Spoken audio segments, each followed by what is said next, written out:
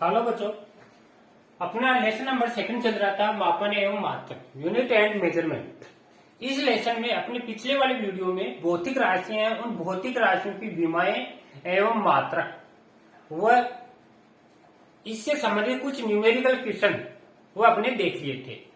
माने एमकेएस पद्धति है, एमकेएस को सीजीएस में कैसे बदलते हैं, या भौतिक विमेय विधि के द्वारा सूत्र को किस तरह सत्यापित करते हैं, या सूत्र की सत्यता की जांच किस तरह करते हैं, यह सब अपने देख लिया था। और साथ ही भौतिक राशि की विमाएं एंड मात्रक देख लिए थे। इस पर आधारित कई बच्चों के कुछ भौतिक राशि की विमाएं थी, तो उनके बारे में अपन एक बार देखते हैं, फिर इसके बाद में अपना नेक्स्ट टॉपिक स्टार्ट करते हैं। तो इस पर आधारित एक अपने क्वेश्चन था, ये क्या नाम, प्लांक नियतांक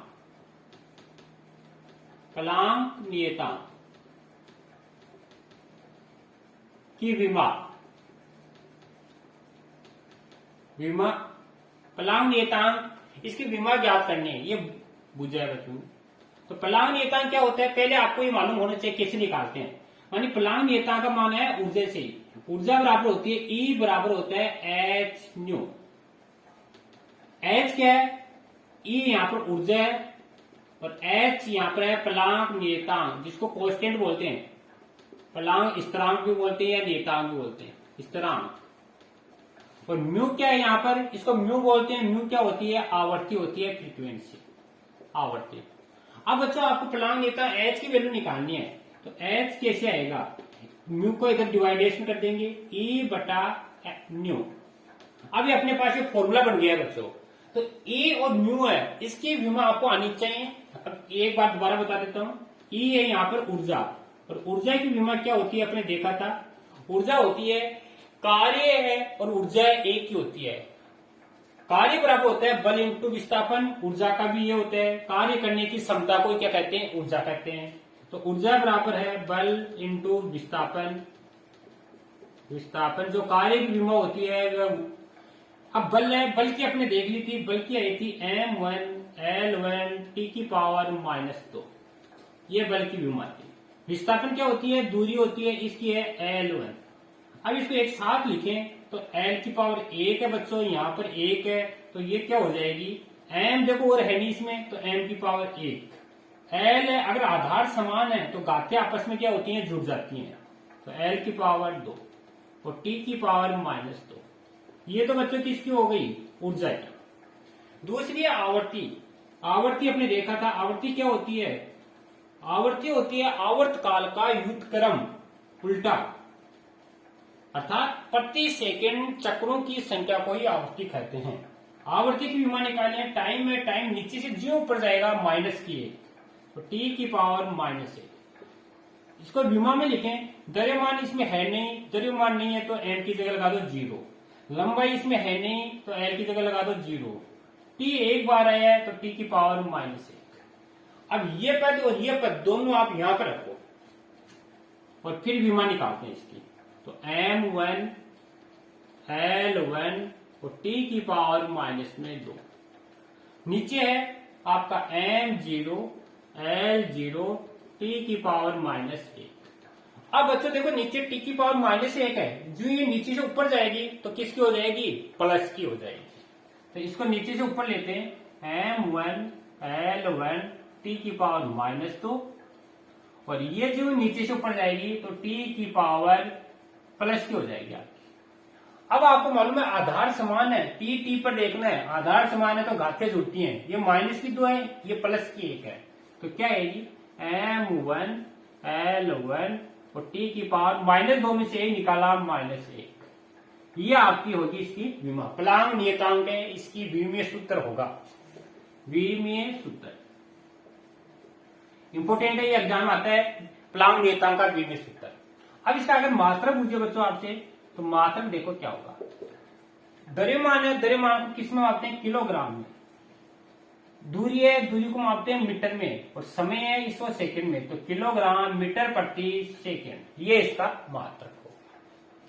तो ये आपका प्लांक नियतांक का विमीय सूत्र एवं मात्रक था। ऐसे एक और पूछा है बच्चों ने, प्रत्यास्थता गुणांक। प्रत्यास्थता गुणांक।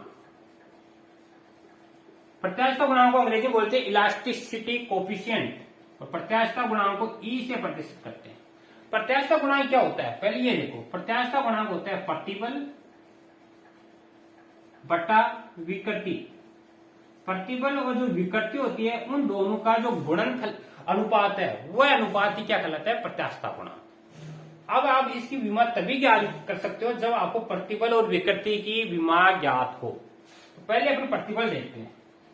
प्रतिबल, प्रतिबल क्या होते हैं, प्रतिबल होता है जो दाब की होती है वही प्रतिबल की होती है। प्रतिबल बराबर होता है बल बटे क्षेत्रफल, बल बटे क्षेत्रफल, ये इसका फॉर्मूला होता है, बल बटा क्षेत्रफल।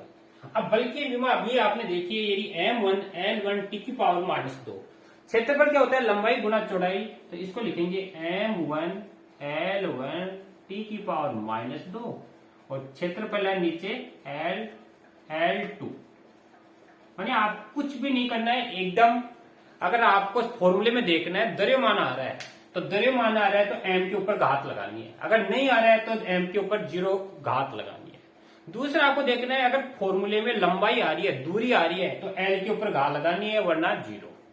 तीसरी देखनी है अगर टाइम है, समय आ रहा है फॉर्मूले में, तो समय के ऊपर घात लगानी है वरना नहीं। इसके अलावा आप कुछ भी नहीं करना है, इसके अलावा और कोई भी भौतिक राशि का मान नहीं लिखना आपको। अब जो नीचे से ऊपर जाएगी तो किसकी हो जाएगी, -2, यानी m1 L1 t की पावर -2 और ये l की पावर -2। फिर आपको देखना है अगर आधार समान है, जैसे l की पावर 1 है, ये l की पावर -2 है, आधार समान है तो घातें आपस में क्या होती हैं, जुड़ती हैं।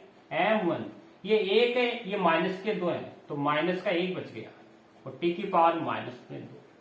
तो ये एक आपकी भौतिक राशि है प्रतिबल, और प्रतिबल बोल सकते हो इसको दाब, दाब की भी यही होती है, m1 L-1 t की पावर -2। फिर है विकृति। विकृति के बच्चों अपने पिछले में देखी थी, विकृति की कोई विमा नहीं होती है, ऊपर भी लंबाई होती है नीचे भी लंबाई, लंबाई में परिवर्तन बटा प्रारंभिक लंबाई, तो ये विमाहीन मात्रहीन होती है, m0 L0 t की पावर 0। तो अब बच्चों आप क्या देख रहे हो, प्रत्यास्थता गुणांक प्रतिबल बटा विकृति होती है, विकृति की कोई विमा नहीं होती है, प्रतिबल की ये होती है। तो जो आपके प्रतिबल की विमा होगी ना वही क्या होगी, प्रत्यास्थता गुणांक ई की विमा होगी। तो इसको अपन ले सकते हैं, यानी ई है प्रत्यास्थता गुणांक, इसकी विमा होगी m1 L की पावर -9 t की पावर -2। तो यह इसी ए के साथ में आपको 3 भौतिक राशि विमाएं ज्ञात हो गई। विकृति है, विकृति की कुछ हुई नहीं, प्रतिबल दाब की आपने निकाल ली, और प्रतिबल और दाब की जो होगी वही क्या होगी, प्रत्यास्थता गुणांक की होगी। तो ये बच्चों अपने कुछ विमाएं थी, ये देखी कई बच्चों की प्रॉब्लम थी। इसके बाद में अपन आज अपना टॉपिक स्टार्ट करते हैं, दूरियों का मापन। जो दूरियां होती हैं उन दूरियों का मापन किस तरह करते हैं वह मापन अपन आज देखेंगे, और साथ ही दूरियों के जो मात्रक होते हैं वह क्या होते हैं उनके बारे में भी अपन देखेंगे। तो यहां तक नोट करो, इसके बाद में अपन आगे स्टार्ट करते हैं।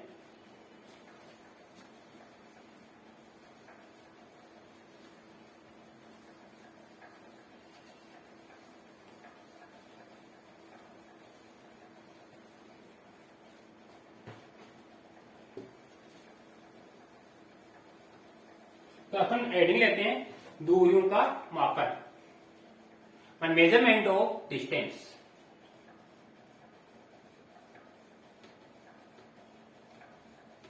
दूरियों का मापन, अंग्रेजी में बोलते हैं इसको मेजरमेंट ऑफ डिस्टेंस। अब सुनो इसके बारे में, आपने बच्चों देखा होगा मेजरमेंट ऑफ डिस्टेंस का मतलब क्या है, जो दूरियां या लंबाई होती हैं, दूरी जैसे ये मान लो ये व्हाइट बोर्ड है, ये डिस्टेंस है इसकी, ये कमरा है इसकी, ये लंबाई है। तो दूरी या लंबाई है, इसको मापने के लिए आप साधारण रूप से क्या काम में लेते हैं, मीटर काम में लेते हैं। मीटर स्केल होती है, मीटर पैमाना बोलते हैं, मीटर स्केल काम में लेते हैं। अब मीटर स्केल के द्वारा अपन दूरी मिनिमम 1 मिलीमीटर से लेकर 100 मीटर तक ही दूरी माप सकते हैं। लेकिन आप जानते हो हमारी कई ऐसी दूरियां होती हैं, हमारी बहुत अधिक प्रयास में होती है, बहुत लंबी दूरियां होती हैं, और कई दूरियां बहुत छोटी होती हैं। तो अति लघु, सूक्ष्म और एंड वृहद दूरी, बहुत बड़ी दूरियां, उनको मापन करने के लिए, मेजरमेंट करने के लिए अपन और कई पैमाना या कई मात्रक विधियां काम में लेते हैं। तो अपन पहले इसके बारे में लिखते हैं।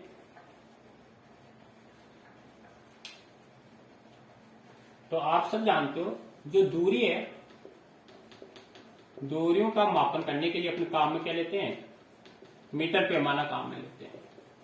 अब जो मीटर पैमाना है, मीटर स्केल काम में लेते हैं। और जो मीटर स्केल है, मीटर स्केल के द्वारा,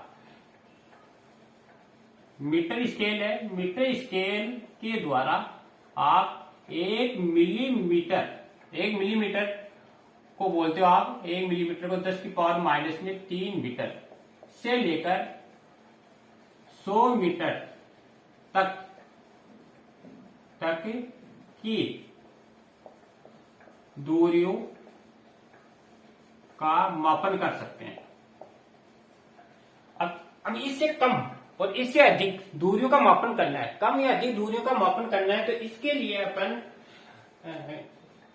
अपन दूसरी पैमाने अपने काम में लेते हैं। तो सबसे पहले अपने जो लघु दूरियां होती हैं, लघु दूरियों का मापन करने के लिए कौन से मात्रक यूज में लेते हैं वो लिखते हैं। सबसे पहले लघु दूरियों का, लघु का मतलब है सूक्ष्म दूरियां, लघु दूरियों के मात्रक। लघु दूरियां होती हैं, उन लघु दूरियों को मापने के लिए अपन कौन से मात्रक काम में लेते हैं वो लिखते हैं। अब आपको इससे पहले जो छोटी दूरियां होती हैं, उन छोटी दूरियों को मापने के लिए कुछ मात्रक है वो आपको याद रखने हैं, एकदम अनुलग्न या पूर्व लग्न के रूप में यूज करते हैं। जैसे 1 मिलीमीटर, एम का मतलब मिली और मीटर, इसको ले सकते हैं 1 मिलीमीटर।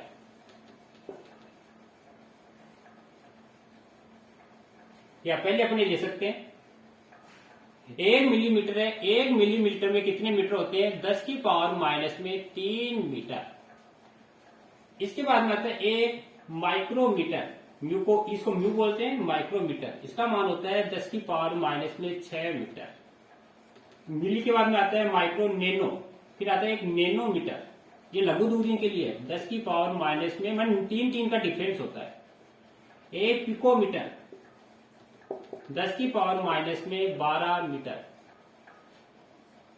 मिली, माइक्रो, नैनो, पिको के बाद में होता है 1 फर्मीमीटर, इसका मान होता है 10 की पावर माइनस में 15 मीटर। इस तरह मैंने लघु दूरी हैं, उनके लिए अपने ये आपको शॉर्ट मात्रक काम में ले सकते हैं।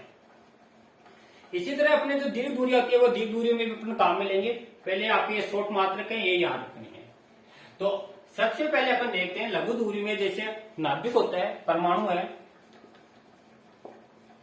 परमाणु, जैसे ये परमाणु है, एटम बोलते हैं, और एटम है, ये क्या होता है, ये नाभिक होता है, न्यूक्लियर बोलते हैं जिसको, ये नाभिक है और ये आपका परमाणु है।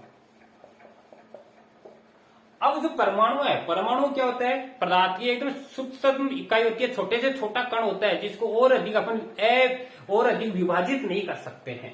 पर छोटे से छोटा कण है जिसको और अधिक विभाजित नहीं कर सकते हैं, वह परमाणु होता है। अब परमाणु के अंदर एक न्यूक्लियस होता है जिसके अंदर प्रोटॉन और न्यूट्रॉन होते हैं। अब परमाणु है, परमाणु का आकार बहुत छोटा होता है, बहुत सूक्ष्म होता है। अब परमाणु का आकार कितना होता है, वो होता है 10 की पावर माइनस में 15 मीटर की कोटि का होता है। नाभिक है, उससे भी छोटा होता है, और नाभिक का आकार होता है अपना 10 की पावर माइनस में 10 मीटर।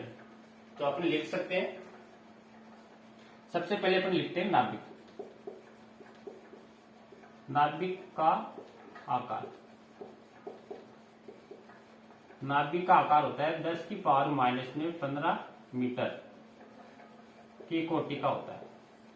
अब 10 की पावर माइनस 15 मीटर की कोटि है, इसको अपन लघु दूरी के रूप में कैसे लिखे हैं, इसको अपन लिखते हैं, नाभिक के आकार को अपन मापते हैं फर्मी में। तो नाभिक का जो आकार है इसको अपन किस में मापते हैं, फर्मी में, फर्मी में। और बच्चों याद रखना, एक जो फर्मी होती है, एक फर्मी का बराबर होता है 10 की पावर माइनस में 15 मीटर के बराबर। दूसरा है जो परमाणु है, दूसरा अपने पास है परमाणु। परमाणु का जो आकार होता है 10 की पावर माइनस में 10 मीटर की कोटि का होता है। अब जो परमाणु का आकार है इसको मापने के लिए अपने काम में लेते हैं, परमाणु के आकार को मापने के लिए, आकार है इसको मापने के लिए काम में लेते हैं अपन एंगस्ट्रॉन, एंगस्ट्रॉम पैमाना, और एक एंगस्ट्रॉम को ऐसे प्रतीत करते हैं, और एक एंगस्ट्रॉम बराबर होता है 10 की पावर माइनस में 10 मीटर। तो इस तरह अपन, तो ये याद रखना, ये इंपॉर्टेंट है, एग्जाम में काफी बार आता है। एक फर्मी बराबर होता है 10 की पावर माइनस में 15 मीटर, और एक एंगस्ट्रॉम का मान होता है 10 की पावर माइनस में 10 मीटर। तो ये आपकी लघु दूरियां थी, लघु दूरियों के मापने के लिए काम में लेते हैं। इसके बाद में आती है दूसरी वृहद दूरियां, और दीर्घ दूरियां होती हैं। लंबी दूरियां जैसे सूर्य है, सूर्य से अपने पृथ्वी के बीच की दूरी का मापन करना है। तो लंबी जो दूरियां होती हैं, उन लंबी दूरियों का मापन करने के लिए अपने कौन से पैमाने यूज में लेते हैं? तो अपन लिख सकते हैं वृहद दूरियों के लिए, वृहद दूरियों के मात्रक। इसके क्या मात्रक हो सकते हैं? तो वृहद दूरियों में भी आपको याद रखनी, 1 किलोमीटर बराबर होता है 10 की पावर 3 मीटर।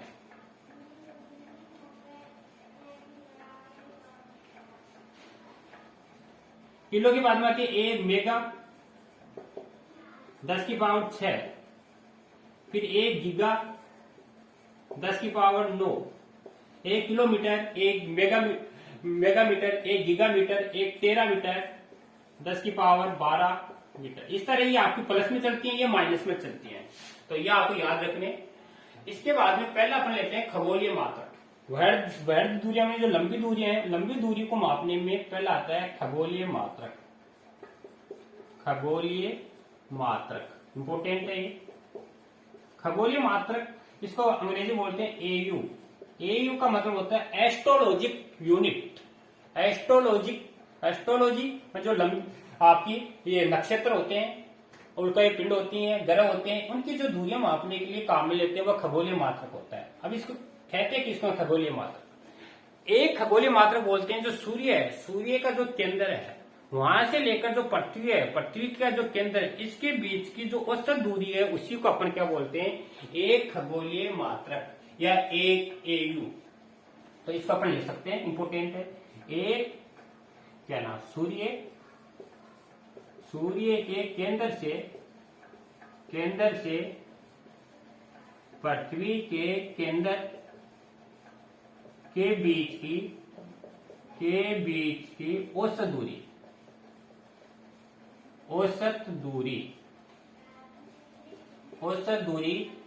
एक एयू कहलाती है, एक खगोलीय मात्रक कहलाती है। कैसे? जैसे ये सन है आपका, सपोज करो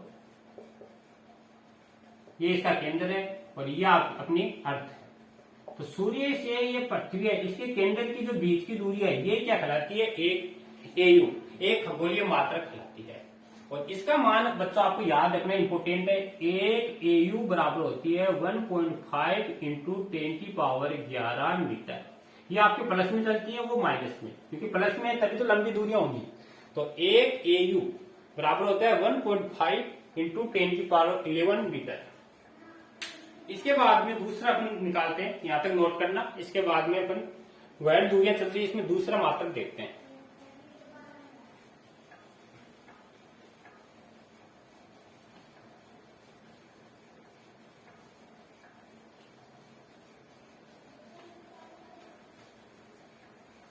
तो इसमें अपन दूसरा देखते हैं। पहला आपने देख लिया, हेडिंग डाल लो, वृहद दूरी।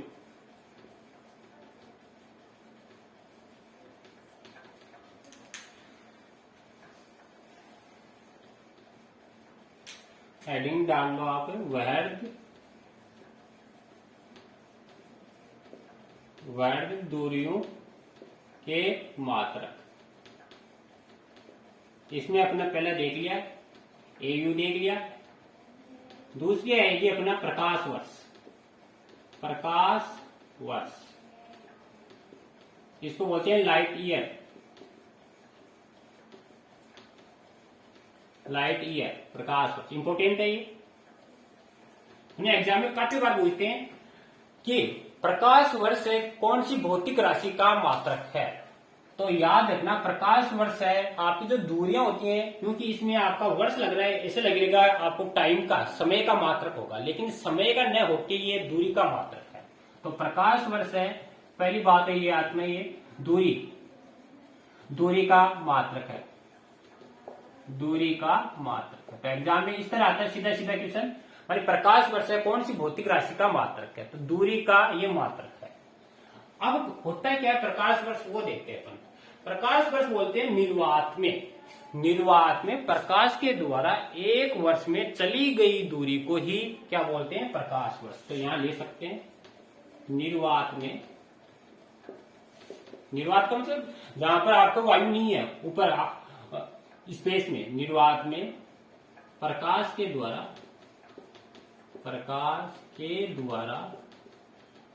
एक ईयर में चली गई दूरी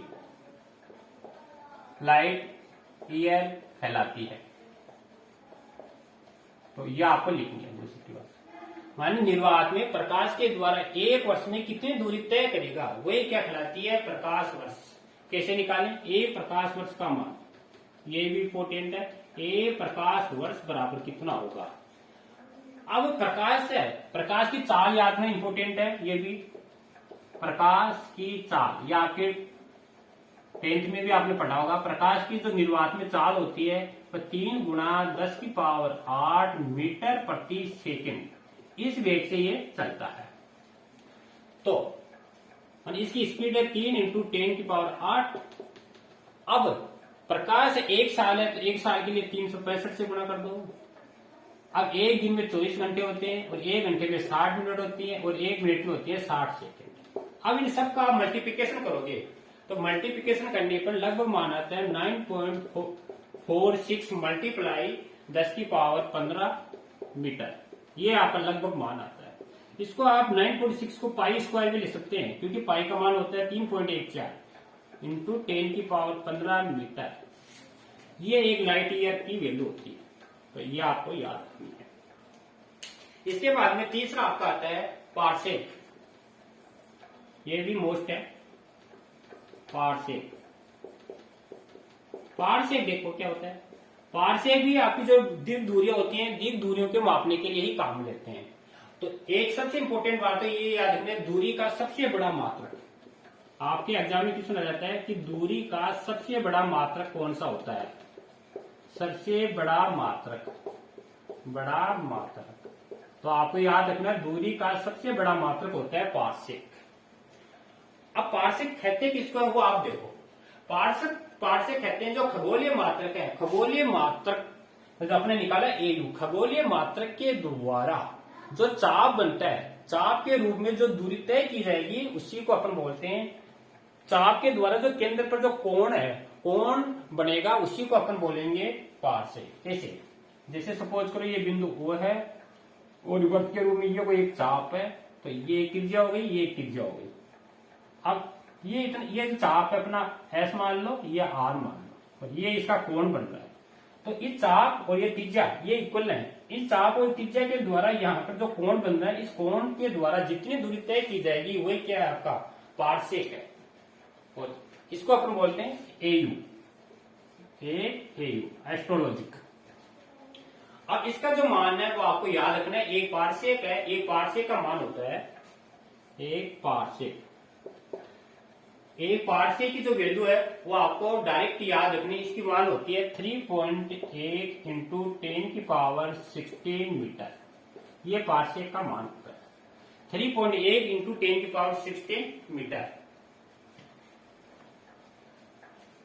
इसके बाद में एक दो मात्रक और है, वो आपको डायरेक्ट याद रखने हैं, जिसका आपस में रिलेशन है। जैसे कई बार बोले थे, एक लाइट ईयर, एक प्रकाश वर्ष है, एक प्रकाश वर्ष में कितने एस्ट्रोलॉजिक जो आपके खगोलीय मात्रक है वो होते हैं। तो याद रखना 6.3 × 10⁴ एस्ट्रोलॉजिक यूनिट, मानी प्रकाश वर्ष में कितने खगोलीय मात्रक होते हैं। तो एक प्रकाश वर्ष में होते हैं 6.3 × 10⁴ AU। तो यह आपको डायरेक्ट याद रखता है। कई बार ऐसे पूछ लेते हैं, एक पारसेक है, ये कितने प्रकाश वर्ष के बराबर होता है लाइट ईयर के। तो ये याद रखना 3.24 लाइट ईयर, ये भी डायरेक्ट याद रखना। एक आपका ये भी काम में आता है कई बार, 1 फुट है, इसमें कितने इंच होते हैं। तो 1 फुट में 12 इंच होते हैं। या इसको मीटर में पूछे तो 0.348 मीटर।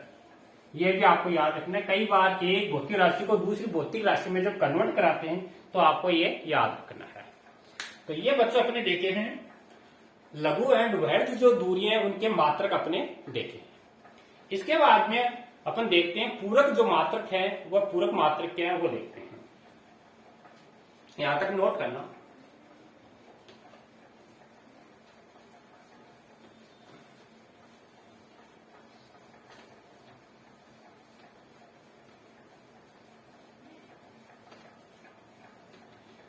तो आप नेक्स्ट एग्री लेते हैं अपन पूरक मात्रक। जैसे अपने पीछे भी देखे थे अपन मात्रक पढ़ रहे थे, उस मात्रक में देखे थे अपने 7 मूल मात्रक पढ़े थे अपने। उन 7 मूल मात्रक है, इसके साथ में 2 पूरक मात्रक भी होते हैं। एक होता है रेडियन होता है और दूसरा होता है स्टेरेडियन। रेडियन होता है जो समतल कोण होते हैं, उन समतल कोण को मापने के लिए काम में लेते हैं, वो रेडियन होता है। और जो ठोस कोण होते हैं, घन कोण होते हैं, उन कोणों को मापने के लिए अपन काम में लेते हैं स्टेरेडियन। तो पूरक इनको बोलते हैं पूरक कोण। पूरक कोण, तो पूरक कोण 2 होते हैं। एक तो रेडियन होता है जिसको आर से बोलते हैं, और दूसरा होता है स्टेरेडियन।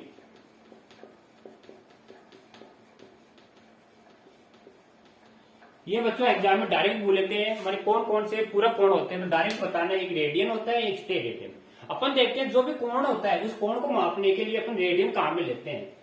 स्टेरेडियन तो आगे वाले कक्षा में यूज करते हैं, अपने यहाँ रेडियम के बारे में ही पढ़ना है। अब रेडियम देखो क्या है, जैसे आपको ये आपका केंद्र है और ये कोई एक चाप है और ये यहां से ये कोण बन रहा है थीटा। ये चाप है एस है, ये त्रिज्या है आर है। तो रेडियम क्या होता है, रेडियम बोलते हैं कोई भी ये वर्त है, इस वर्त का ये केंद्र है, केंद्र और ये चाप है, चाप के द्वारा ये एस दूरी है, ये इसकी त्रिज्या है। तो चाप और त्रिज्या इसके द्वारा जो केंद्र पर आंतरिक कोण है, इसी आंतरिक कोण को अपन रेडियम में मापते हैं। तो इसको अपन ले सकते हैं माने कोण बराबर होता है चाप बटा त्रिज्या। यह आपने बच्चों पढ़ा। कोण है थीटा और चाप के अपने पास चाप दूरी होती है एस बटा त्रिज्या क्या है आर। कोण बराबर चाप बटा त्रिज्या, तो इससे आप दूरी भी निकाल सकते हैं एस बराबर थीटा आर। कोण बराबर चाप बटा त्रिज्या।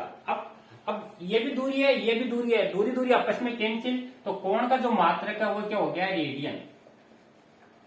ये रेडियन इसका मात्रक, जिसको शॉर्ट में आर ए से प्रदर्शित करते हैं। अब इससे संबंधित कुछ बातें आपको याद रखनी है। पर इंपॉर्टेंट क्या है, जैसे एक वृत्त है, वृत्त के चारों ओर जो कोण बनता है वो बनता है 360 डिग्री का। तो आपको ये ध्यान रखना है 180 डिग्री है, 180 डिग्री ये निशान डिग्री का होता है। 180 डिग्री में कितने रेडियन होते हैं, तो 100 सपोज करो पहले ऐसे ले सकते हैं 360 मान लो। जैसे पूरा कोण बनता है 360 डिग्री का, तो 360 डिग्री है, इसमें कितने रेडियन होते हैं, इसमें होते हैं 2 पाई रेडियन। अब आपसे बोले एक रेडियन के मान कितना होगा, तो एक रेडियन है एक डिग्री है, एक डिग्री का मान होगा डिग्री का मान होगा 2 पाई अपॉन में 360, 2 से 2 कैंसिल और यह आएगा आपका पाई बटा 180 रेडियन। इंपोर्टेंट है, यह हमेशा आपको याद रखना है। अगर पाई को रेडियन में या डिग्री को रेडियन में चेंज करवाए तो ये फॉर्मूला काम में लेना है। यानी 1 डिग्री बराबर होगा पाई बटा 180 रेडियन। जैसे आपको एग्जाम्पल देखे जैसे आपसे बोल दे 30 डिग्री है, 30 डिग्री को रेडियन में बदलो,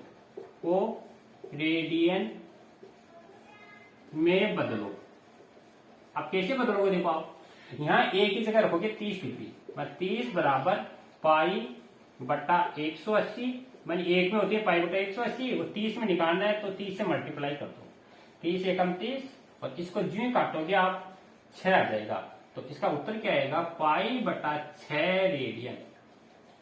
इस तरह आप डिग्री को रेडियन में कन्वर्ट कर सकते हैं। जैसे आपको बोल दिए 45 डिग्री को रेडियन में बदल लो, तो आपका आएगा पाई बटा 4 रेडियन। ये तो बात हुई डिग्री को रेडियन में। अब उल्टा दे दिया आपको, ऐसे बोले रेडियन को डिग्री में बदलो, तो कैसे बदलोगे? 2 पाई रेडियन, 2 पाई रेडियन बराबर होगा 360 डिग्री। तो 1 रेडियन बराबर किसके होगा? 360 बटा 2 पाई। 2 से इसे डिवाइड किया तो 180 डिग्री बटा पाई, 1 रेडियन का मान। अब आप पाई का मान जानते हो सब बच्चों, 3.14 होता है। अब 3.14 का मान 180 में जब डिवाइड करते हैं तो डिवाइड करने पर आपको याद रखना है 1 रेडियन, इसका मान आता है, यानी 3.14 का 180 में भाग करोगे तो ये आएगा 7.3 डिग्री। तो ये आपको डायरेक्ट याद रखना है। 1 रेडियन है, 1 रेडियन का मान होगा 57.3 डिग्री। तो अब इसी के साथ में कुछ और महत्वपूर्ण फैक्ट है, ये भी याद रखना, ये भी बहुत बार क्वेश्चन आते हैं। 1 डिग्री है, जैसे अपनी घड़ी है, घड़ी में जो सुई चलती है तो 1 डिग्री है, 1 डिग्री में कितने मिनट होते हैं? 1 डिग्री में होते हैं 60 मिनट। तो मिनट का निशान एक ये लाइन लगाते हैं, इसको अर्ग मिनट बोलते हैं। तो ये याद रखना, 1 डिग्री बराबर होता है 60 मिनट।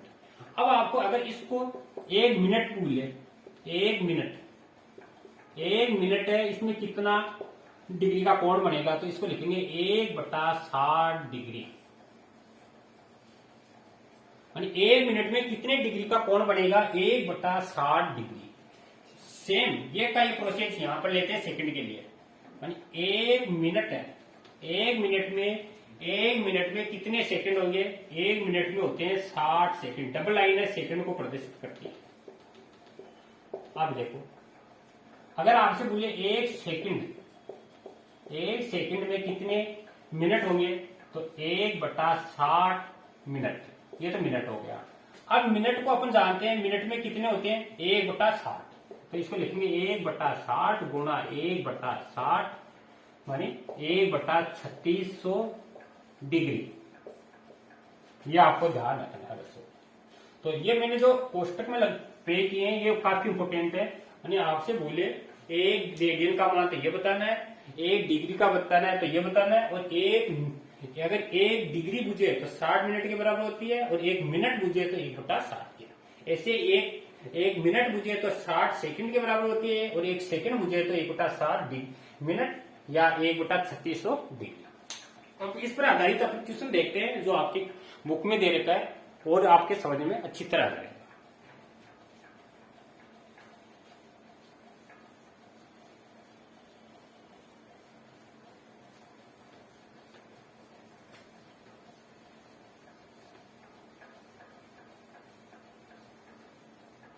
तो इस पर आधारित आपको क्वेश्चन दे रखा है, उस क्वेश्चन को अपन सोल्व करते हैं।